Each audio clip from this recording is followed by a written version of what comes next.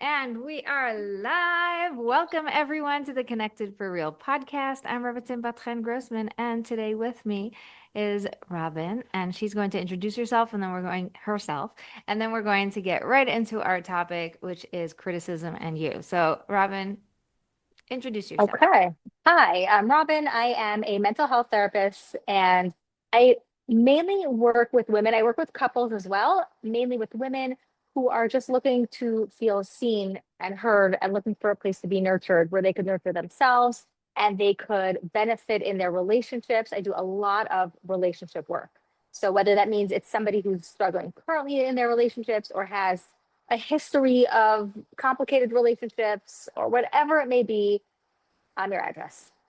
Yeah, I love it. And when we met, it was so fun to chat about how we work similarly and also differently and, what we do. So it was really fun. We can get into that a little bit more. Yeah. Why did we pick criticism, specifically criticism in you? Let me just give everybody a little bit of history before we get into it. This podcast and everything I do is based on the four pillars. God is at the core, marriage and business have to work together, and then you are the container that holds all of the parts of your life. So my main thing in this podcast and in the work that I do is all about balance. It's about you being able to do all the things that God put you here to do and not have to feel like you have to choose or you have to push yourself aside for something else. And when we decided to talk about criticism specifically where it comes to you is because we really both agree that it always comes back to us being the main player in all of the relationships. So let's get into that a little bit. Yeah. And exactly the way you said, like you are a container. That's exactly why the way that you think about yourself and the way that you talk to yourself is exactly so important.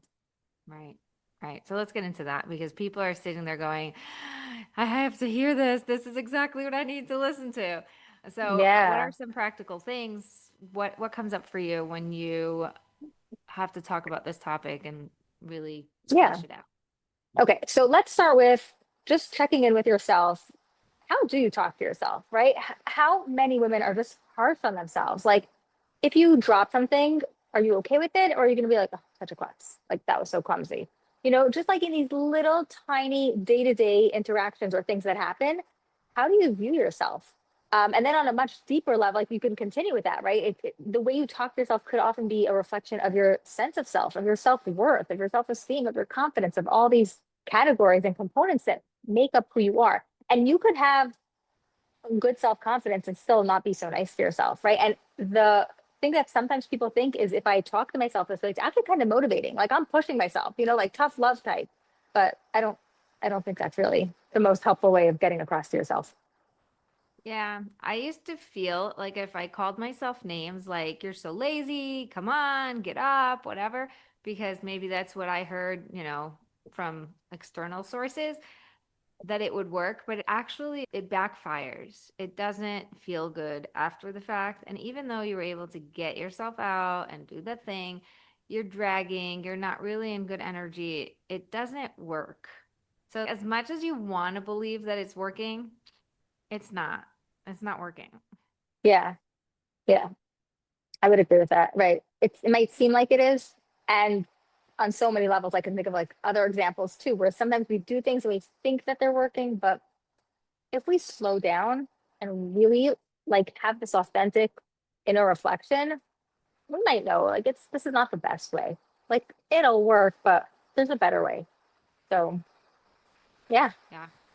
we So can talk about that. I'm I something is coming up for me and I'm like, am I going to really share this on a podcast? But I feel like if it's coming up so loud, then I really should. Like I'm feeling this way a lot recently. I My parents let me borrow their car and like 2 weeks in, I took a turn into a driveway and there was one of those like really low barrier type things, like a little stick sticking out. It was like out of nowhere. It really was not my fault. But I smashed the car like big time. And I don't know. I was so hard on myself. And I kept thinking, like, thank God it's nothing and blah, blah, blah. Like I was talking myself out of it, but like in my body, I felt so shaken up. And I couldn't even go fix it because I felt so guilty and so bad about myself. And then thank God it all worked out. And because it was big enough damage, it like, was covered by insurance. Like the whole thing worked out perfectly. I was like so Mhm. impressed at how God orchestrated everything to make it not a big deal. In that moment, I thought, I can't believe it. Now, thank God it all worked out and it's all smooth and it's like they have a new door now. You could never tell. It's fine. But now, when I borrow the car again and I'm driving, I have this like real shakiness. I'm not as confident as I used to be, and I'm a little bit, really careful about certain turns and certain cars and certain things and whatever. And I'm noticing that it's not to my advantage. There is like a little bit of a balance there. It's like, okay, now it makes you even out, like be really careful. But because it wasn't my fault before, like it's not that I did something that was clumsy or I smashed into it without noticing. Really, I was parked and then I had to move forward and there was no way for me to see it. It was like low, it wasn't, not there. I keep having to remind myself that because the first one wasn't my fault, there's nothing I could do to be more careful, you know? Mm, But it's still, you feel it in your body. And yeah. I'm bringing this up like total transparency because I think it's going to help someone. Someone listening is going to say, that is exactly what I'm feeling, or something like that is happening in my life. And so I always have these moments where I'm really hesitant to share, but also willing to do it because I know it's universal.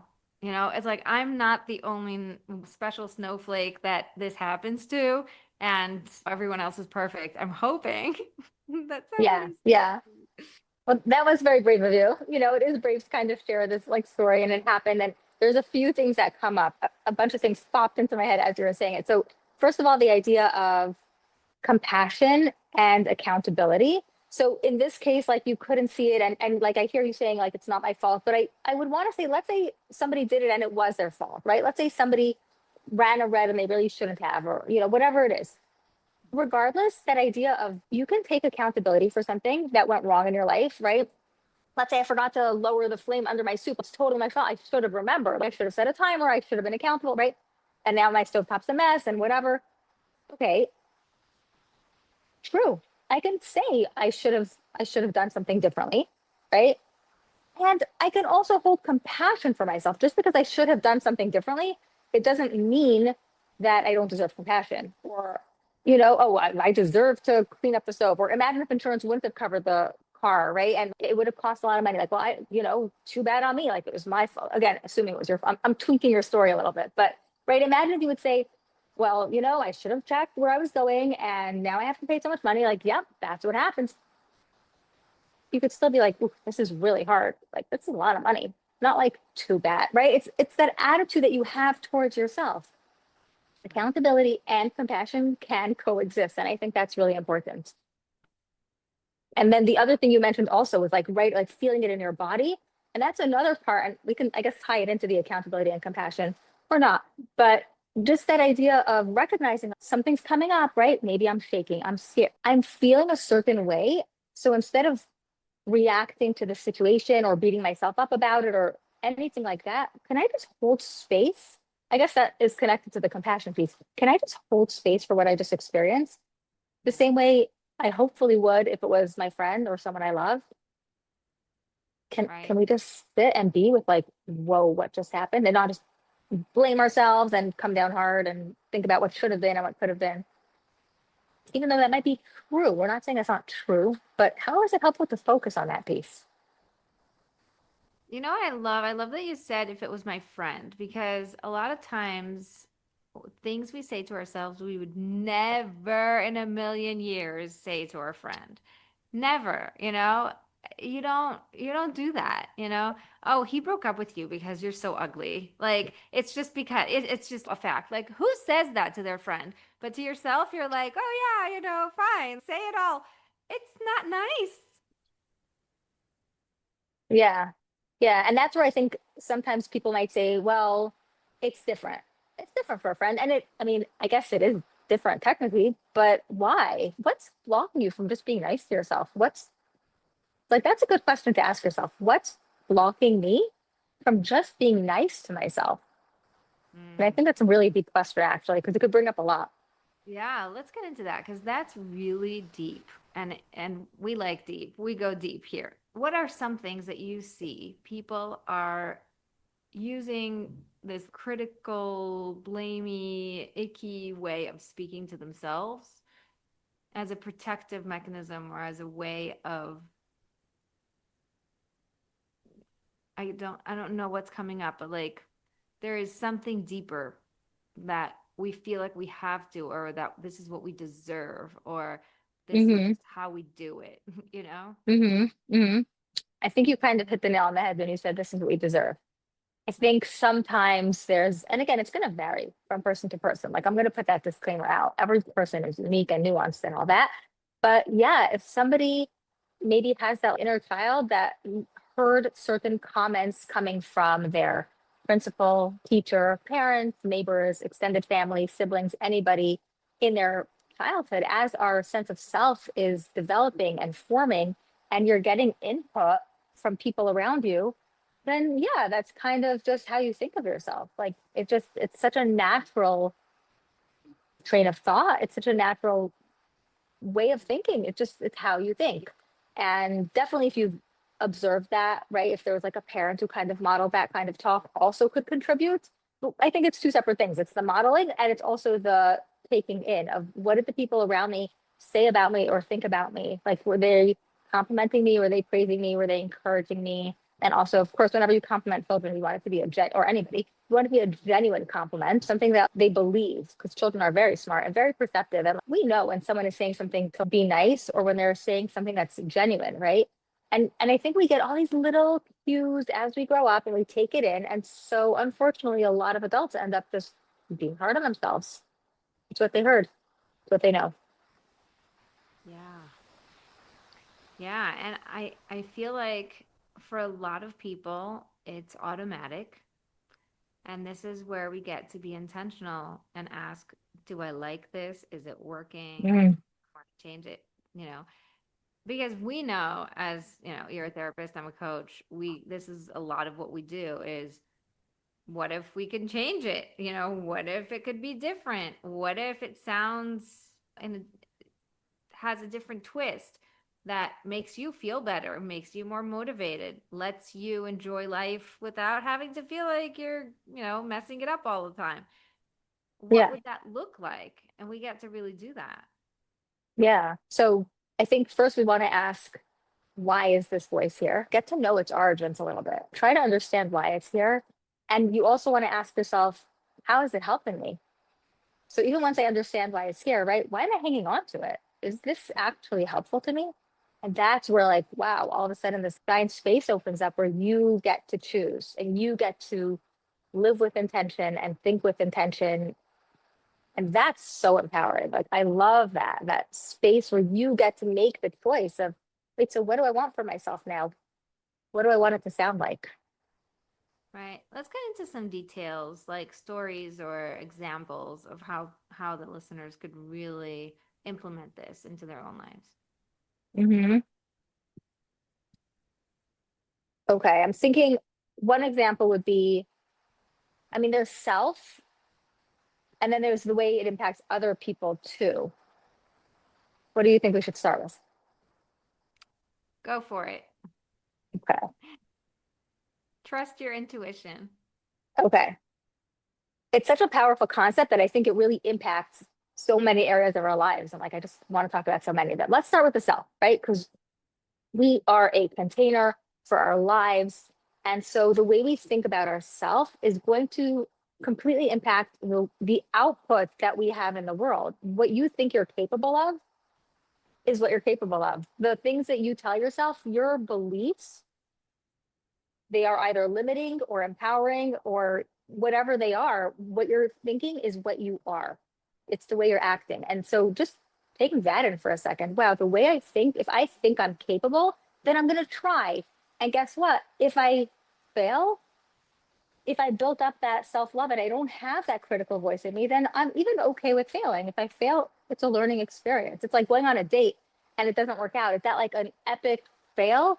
No, it was hopefully it was just a learning experience. And even if it was a negative experience, and I don't wish a negative experience on anybody, but like if it was, so what did you take out of it? Now you know for sure you're not looking for XYZ. Now you know for sure you're not going to say, yes, when you're also having a busy day, because that just doesn't bode well. Whatever you want to take out of it. But recognizing our failures, if you even want to call it that, they're learning experiences. So again, the compassion part, I guess we'll go back to that. It's you could go through something and it's okay if it doesn't work out. It doesn't mean you are bad or you are a failure.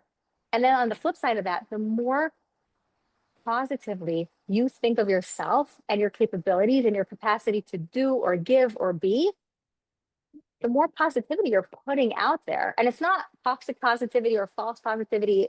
Hopefully, it stems from like a genuine belief in what you have to offer and your capacity for success or giving or any of the positive things. So, what do you think about fake it till you make it? Because a lot of times that's a really helpful thing, and sometimes it doesn't work so well. Hmm. Yeah,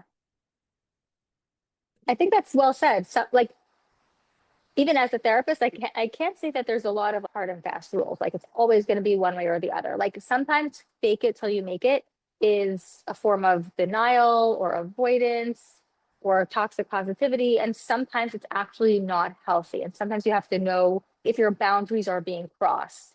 If you keep saying that you don't want to do something and then you do it, but you really, really didn't want to do it, and maybe it's actually really not good for you, that's not a good place to fake it till you make it. And there are places where you can push through something and you can encourage yourself and you might see some success. And there's an example, let's say, of when we treat depression and somebody is really struggling with basic hygiene, right? And it's really, really hard to take a shower. And we say, okay, but if you can you force yourself to do something really uncomfortable and build on that, right? If you get out of bed and you take the shower and then you'll feel a little bit better. And what could that lead to? So that would be a fantastic example of fake it till you make it, maybe a little more on the extreme side than you'll find in typical everyday life, but it's out there and it's real and it's true, right? If your kitchen is flying and you're like, I do not have energy to, I can't clean this hurricane. Like, no. Okay. Can you wash one dish? Okay. Start with one dish. Okay. And then you're standing there and it's not so bad. So you can do the next dish. Okay. And before you know it, one sink is clean. And you're like, wow, okay, this already looks better. So maybe I can clear the counter next to it. Okay. Wow. Already incrementally better. So not necessarily to get overwhelmed by an entire situation, but that would be, again, a great example of fake it till you make it. Just push yourself a little bit. There are times when you push yourself out of your comfort zone and the payoff is tremendous. Yeah, and I think when while as you're talking, it makes sense that the faking is the temporary thing that leads to the thing you want. Mm-hmm. That's the positive. And then the faking temporary to pretend that that's what you want, but you don't really want it, that's the negative. So Exactly. we're judging it based on the actual will, like the want that you have inside, more than the actual temporary, like in your face right now, immediate thing we're talking about. So, Right. shower so you could feel better. I don't feel like showering. I'm too tired to go to sleep type of thing. Just go to sleep. You'll feel so much better. And if you keep yourself up and you just keep like staying and scrolling and that, you're going to pay a price. So Mm-hmm. there's something about forward thinking. As you were talking, I was thinking back to something that really helped me as I was trying to get back into life after the terror attack that killed my sister-in-law. I went to a class, like it was a business class, and she called me and like said, "You have to get on Zoom. We're getting on a business call now." And it's like this networking call, and she teaches something, and then everybody shares whatever. It was really cute. And I really wasn't in the mood, and I went to it anyway. And the thing she shared was so powerful that I am obsessed with it now because it's so clear. She had this, like, rainbow thing, or, sort of like a half circle. And in the middle, it was when you feel really great. And that's where we all want to be. I'm feeling great. I'm doing the things I want. Everything's in alignment. Nothing to worry about. And then Hmm. on the right side, she had depression. And on the left side, there was anxiety. So either you're feeling blah and your body is sort of like numb, or you're feeling hyper, everything is going on and there's too much going on. And so there's like the two parts, like the extremes, right? Of like depressive and anxious. And then on the anxious side, it said less is more. Mm. Find ways to do less and you will gain so much more from just like freeing yourself of things that you don't necessarily have to do. But then Yeah. on the depressive side, it said more is more. And it was so powerful just to realize, like, oh, when you're depressed and you don't feel like doing anything, there's just like, even just getting off out of bed and walking to the bathroom and brushing your teeth and going and walking to the kitchen and then starting to do something and like walking around and going to shop and getting out of the house and whatever it is, every little thing counts because it starts to turn on the wheels of the engine. You're starting to move forward. It was so helpful because it gave me a really great gauge on first checking in, where am I? Because you could go, after a trauma like that, you're going like whoop, whoop, whoop, whoop, like from one side to the other, to the other, to this, the roller coaster is so real and the extreme emotions are so real. And from one minute to the Yeah. next, you are somewhere else. Like you are not stable. And that was the hardest part for me because I'm such a stable person and I work so hard at really bringing this stability into the home and the balancing and whatever. Oh, it was such a hard period of time. And having this Hmm. awareness to suddenly be like, okay, I know what to do. I just need to first Hmm. figure out where I am, and then I'll know exactly what to do. And so anytime Hmm. I was feeling panicky, I just stopped. I was, okay, which side am I on? What do I need to do? Do less or do more? And so like Mm. sometimes I would just like stop everything and go take a shower or stop everything and go take a nap. And then sometimes I would force myself to actually go and shop and cook and do things I didn't feel like doing and just like one foot in front of the other. And it was the best advice I ever got from all the things that people have tried to tell me and, help me out or whatever. That was the best. Mm. So first of all, I just love that you're normalizing that even a person like you worked on yourself, you like to be regulated and calm, right? And when a tragedy happens, a trauma,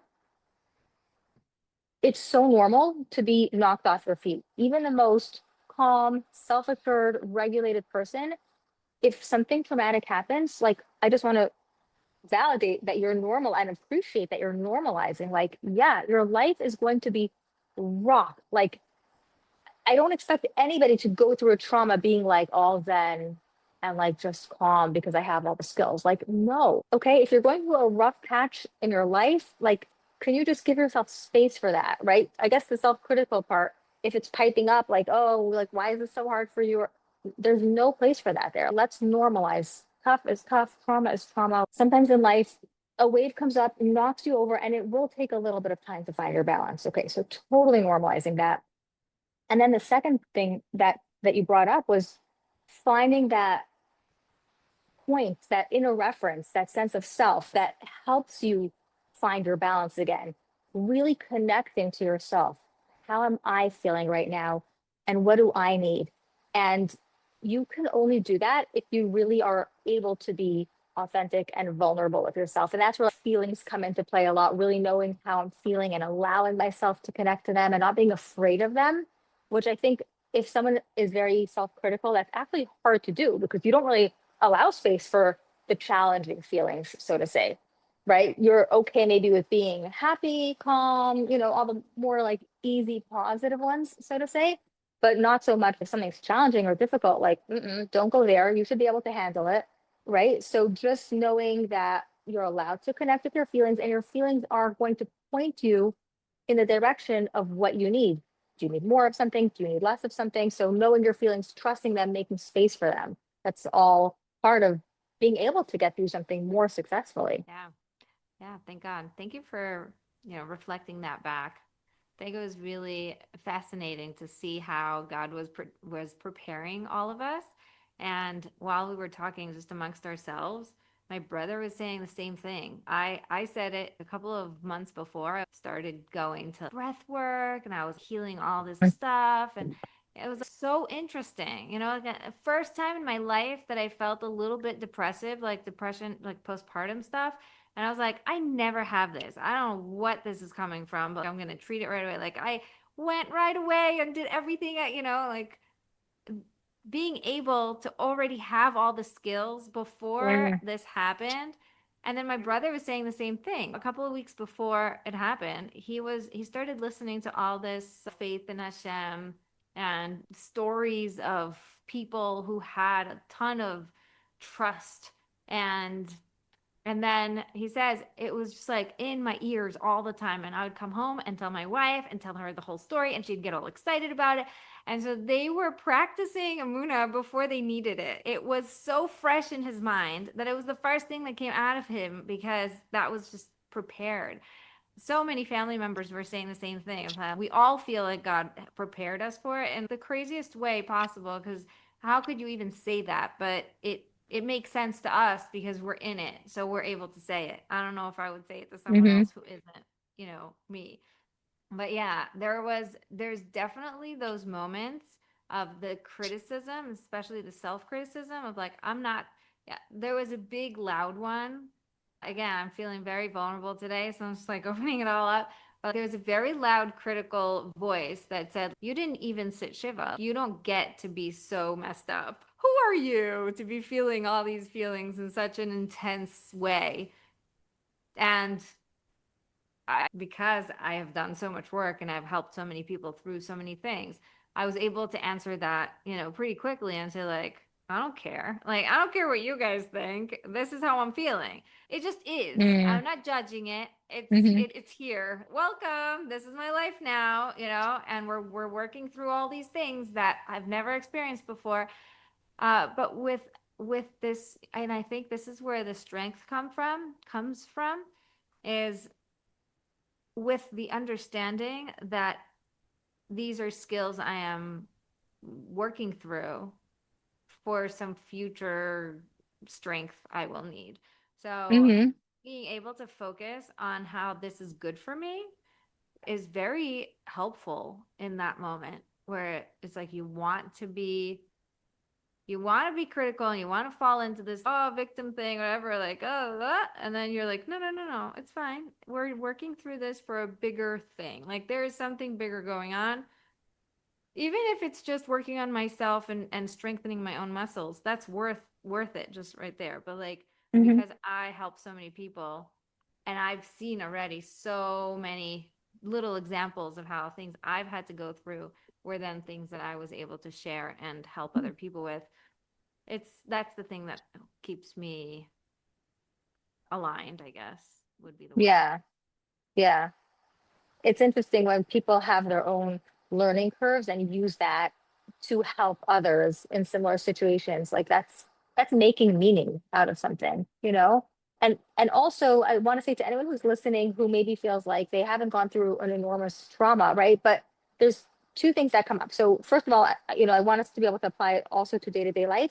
And I also want to go a little bit further into what you said that if you're feeling right, like who am I? Like I didn't even sit Shiva, so why am I being so impacted? Again, that's like a bit of self-critical voice coming in there, right? Where if anybody who's going through something is impacted by community news or whatever, world news, community news, micro level, macro level, whatever it is, you are an individual with emotions. Could you give yourself permission to just feel what you're feeling? Where again, asking yourself like, why can't I? Where is this comparison coming? Why do I have to compare if I'm allowed to feel it, but they're more impacted? Or you're just clear some space for yourself. You've been impacted. Okay. Could you sit with your feelings? Could you just stay with that? Give yourself permission to just stay with that. It's important because you obviously were impacted. Again, connecting it to like what you're feeling in your body. Like if you're feeling anxious or sad or heavy, or if you're like there's feeling it in your stomach or your neck, your shoulders, whatever, it's in you. That means it needs to be expressed, it needs to be acknowledged, it needs to be noticed. And like, what's getting in the way of you allowing that to yourself? Is it a sense of self-worth? I don't deserve it. What is it? This is a really important question. I love that you said that also because in other situations where I didn't even know the people or I just hear news, I'm also very sensitive. And so because I know about myself that I'm so hypersensitive, I try to keep away from the news as much as I Mm, can. And also when things happen and they shake up the world, I feel them, right? So a lot of people have told me that just like I experienced whatever I've experienced, the my sister-in-law's murder was worldwide. It spread like the biggest light. I said to my brother, there was no other way to spread her light than this because it just went viral. And so people from everywhere are telling me that they felt it too. And I want to validate them because I feel like, I wasn't validating myself for a little while, for that little first while. mm, Like, it doesn't matter that you didn't know her. And it doesn't yeah. matter that you weren't close with her or that you didn't know she existed before. Like, there was a real world shakeup thing that happened that is unexplainable that touched so many people. And I'm validating with no judgment the impact that it had. And I think that impact is part of a bigger picture of redemption, of love, something that, hopefully is bringing us closer to the good stuff. But I love that you validated that and then also gave permission to feel whatever you're feeling about whoever you're feeling. And there is no comparison, like you said. Everybody's 10 feels like a 10, you Hmm. know? So if you feel something that's tiny, but you feel it to a 10, I don't care if the other person has something bigger, because you're Right. feeling it. You're Right. feeling it really hard on a really Exactly. high. Let's go back to the daily stuff because I know you mentioned you want to go back to that, and I think it's a good Yeah. idea. Hey, before we continue the episode, I want to ask you something. Are you ready to get answers from God directly? Feel more in love with your husband and more supported than ever? Run the business of your dreams without having to sacrifice any other part of your life? That is exactly what my one-on-one private coaching is for, and I want to invite you, just you and me, for a free deep dive discovery call. This is a 60-minute free call where I ask you lots of questions and we extract the 3 main things that are holding you back. I then put together a personalized plan for you where I create a roadmap of recommendations with practical steps. The call is free and so valuable in itself, so go book yours today. Now, back to the show.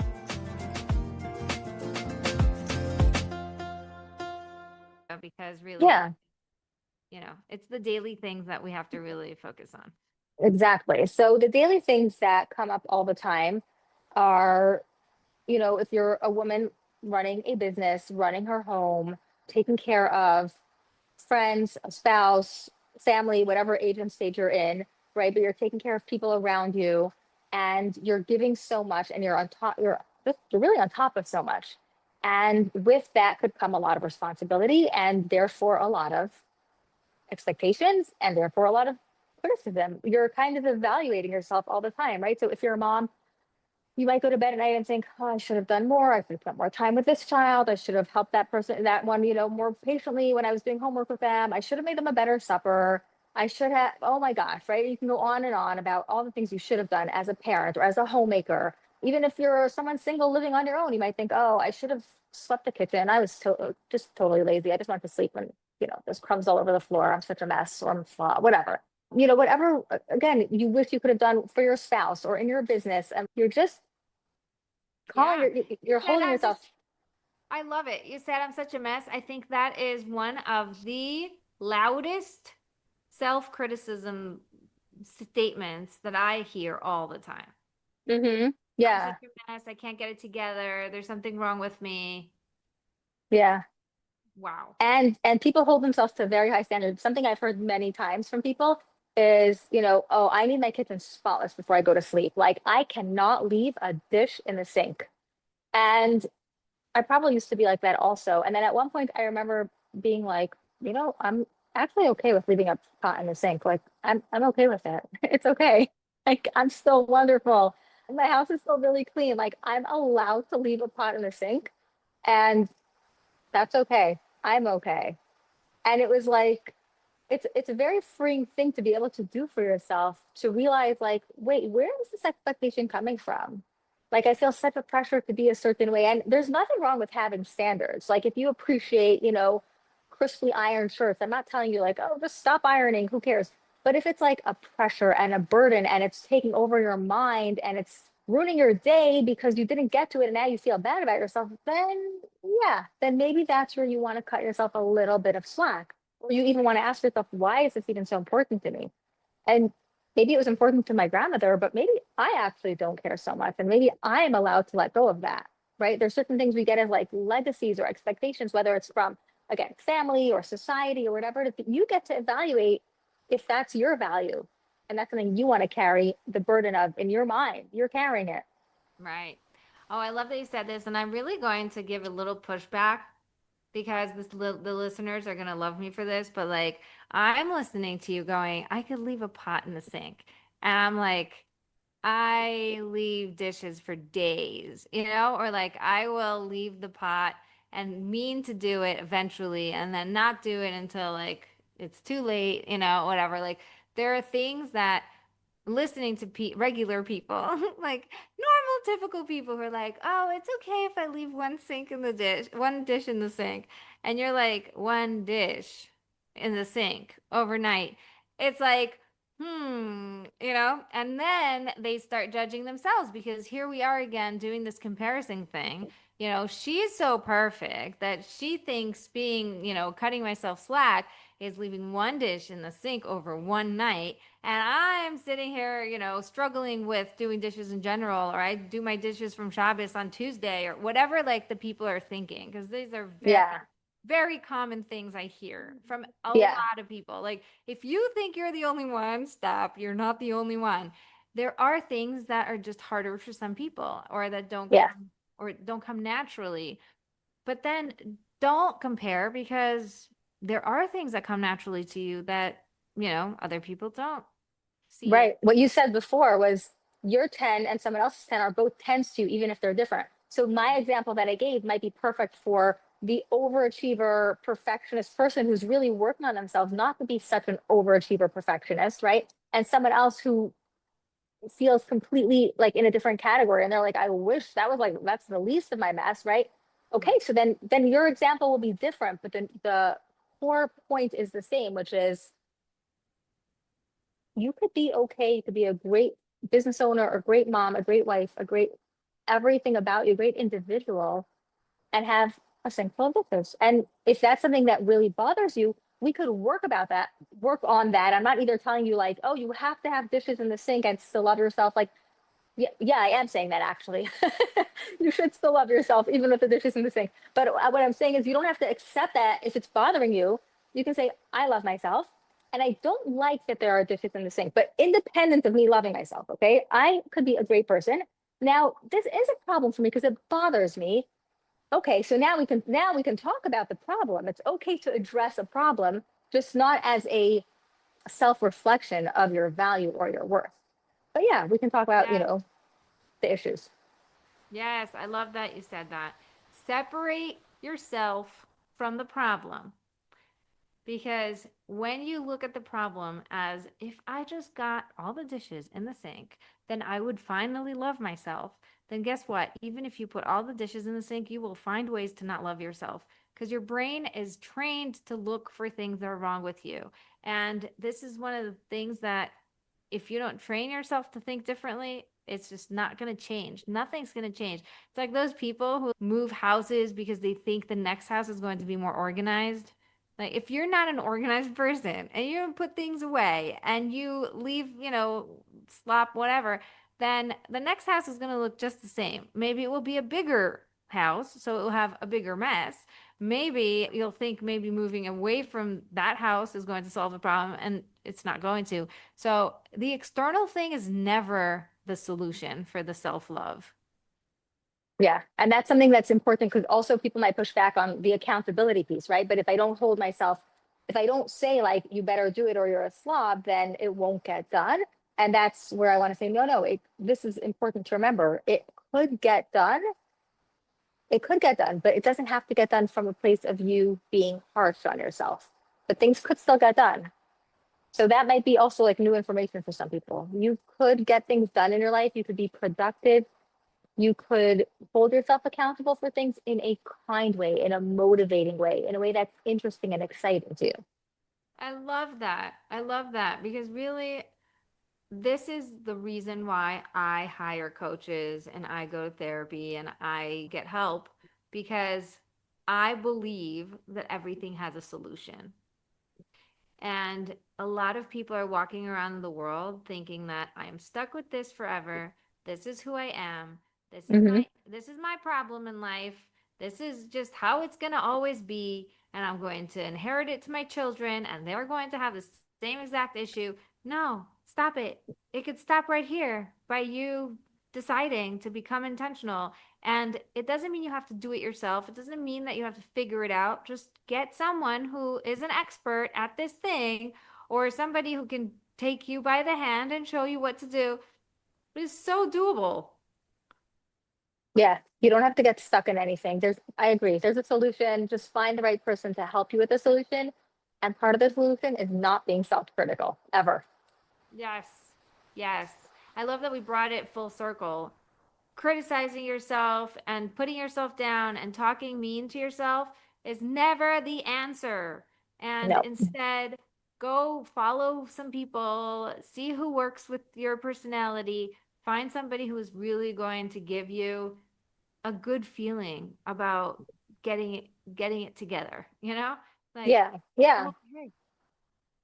yeah. And I want to say a lot of it, no, maybe all of it starts from within you. Like, yes, you can get somebody to hold your hand, give you that encouragement, work with your maybe distorted cognitive beliefs and inner thoughts and that inner child work that might be driving the criticism. I definitely think that's important. And ultimately, you hold the key to so much. So they kind of work hand in hand because I do think that there is a lot of value to the exploration behind the behavior. I definitely, as a therapist, fully believe that. But I also believe that you hold the key to so much. Like you actually hold the key to more than you even think you do. And so when you start looking out for things that you could be grateful for, things that are positive, again, touching back to what we said about like fake it till you make it a little bit, and also differently in a way where having gratitude for things just gives you a sense of appreciation from a beautiful place and makes you realize how much you have to offer and how much you have. And so that's a way of being able to get motivated from, joy rather than that harsher place. So realizing that you have so much potential and power within you. And I think that's, again, I love the word empower. It's empowering. It gives you strength. You really have it within you. And there's nothing wrong with getting the appropriate help to help yourself find it, but it's there. Yeah. You know, Rav Cook has that thing, that saying, "Yesh lecha kanfei ruach," you have these wings of like wind that are pushing you forward, and they are as big as you're willing to use, like as they will only work if you're willing to use them. Mm, You believe that you have them, then you're going to fly. And if you don't believe it, you're going to walk the whole way and it's your fault because you're not using them. But like just the awareness that everything has a solution. The solution is within you. You can get help, you can get guidance, you can work through it, but it's really like you said, the key is believing that it's possible. yeah.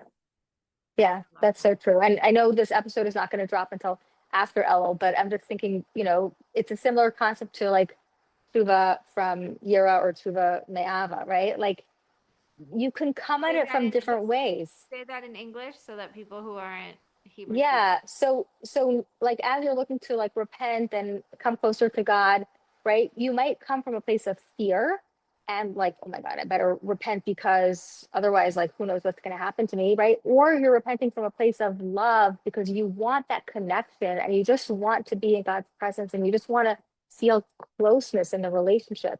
And you're coming from different places and you might get to a similar space, but the motivating factor will be so different. So the criticism is almost like the fear part, like, yeah, it will get you there. Maybe it even has a time and place. We can think about where that might be, but really it's so much more beautiful to be able to get to that space from a place of love and wanting connection. And in this case, it'd be like connection with yourself, right? Like I want to connect to myself and I want to be kind to myself. So let me come to it from a place of love rather than that fear place and pushing Yeah, myself and like threatening myself almost. I love it. I love it. And I love that you spoke about gratitude. It is so powerful. Just recently, I went to visit some hilltops and support them and show them, how appreciative we are for them being there because they really hold down the fort. Literally. I know I don't use literally very often because my husband's very picky about using it right, but they are holding down. And I know I actually used it wrong this time, but like who cares? They are out there like shepherds in the outskirts of all, in the areas between all the towns. They are what keeps everyone safe, really. And they're young and they don't have much and they barely have water and electricity. Like they really are living on random hilltops with sheep doing the job that we should all be doing. Like if I could, I would really. I am so inspired by them. And I came home after meeting them, after seeing how they live and where they are. And like we went to a couple. It was like Yeah. a whole day trip. It was really mind blowing. I came home and I took a warm shower, and I can't explain to you how grateful I was for every little thing. The fact that I have a shower, the fact that it's warm, the fact that it's not burning hot, because if they do have water, it's from external pipes, and everything is burning in the sun Wow. and freezing in the night. Like they don't, you don't get to choose. I'm like, wow, this is amazing. So like sometimes first of all, I am extremely grateful to them, and also I'm extremely grateful to have what I have. Hmm. It's such an amazing skill. It's almost like physical therapy for your brain to look for what is good, to look for what's Hmm. working, Yeah. especially when Yeah. things are not working. Hmm. Yeah. It's an actual mental exercise. It's so true. Really just looking for, and again, it's not false positivity, toxic positivity. It's not, but it's genuinely what you have about yourself that you appreciate. There's got to be some good qualities there. And if you can't think of any, take the space in your day. A practical takeaway exercise would be, could you spend a few minutes by yourself just reflecting, whether you feel like journaling or not? Could you just enjoy your own company? Could you see the value, just starting to build the value in yourself, getting comfortable with spending time by yourself for a few minutes, even if it's 30 seconds only, not even a few minutes, just like you can be holding your cup of coffee and feeling the warmth of it and just appreciating that moment of you being in the moment, building the ability to tolerate presence in yourself. If you're able to do that, you're able to hopefully find the positive qualities in yourself, the things you like about yourself. And from there, you can build the gratitude. In case anyone is feeling like, I don't know, things are flying, I don't know, I'm not good at anything, I can't build the gratitude. Okay, we don't even have to hop to gratitude right away. Let's start like baseline, just spend some time, spend a tiny bit of time with yourself. What do you enjoy? What do you like? Get to know yourself, make space for yourself and build from there into things you actually like about yourself. And that opens up a whole new doorway, a whole new room to explore, which could Yeah, lead to so much more. I love it. Today, I went to like an exercise, like it wasn't whatever. It was like a mindful type of experience. It was really cool. She did a bunch of different exercises. Like there was a guided meditation, and then there was movement, and there was these other things, like it was really fun. There was different games and different things we got to do with pairs. I love these types of experiences. Sounds very connecting. Yeah, totally. And I signed up. Like as soon as I saw it, I know the teacher. I'm like, yes, sign me up. When there's people who really know how to do it right, you just want to do it with them. So just like people are signing up with me for the obvious same reason, I loved it. One of the things that I was sort of like telling them what I was going through in the guided meditation because everybody said what came up for them. And when I spoke, I was telling her about I feel it in my throat, I feel it in my stomach, I feel it here, I feel it there, and whatever. And there's like, okay, just feel your body right now. What feels really good? And I'm like, what? Mm. What feels good? I'm sitting here telling you about all the things that feel bad. I feel like, Yeah. zigzags coming up my throat, and I feel this and I feel that, and there's peanut butter, like all these things that I come up with the greatest imaginary things. And I was like, what feels really good? I'm like, it really caught me by surprise.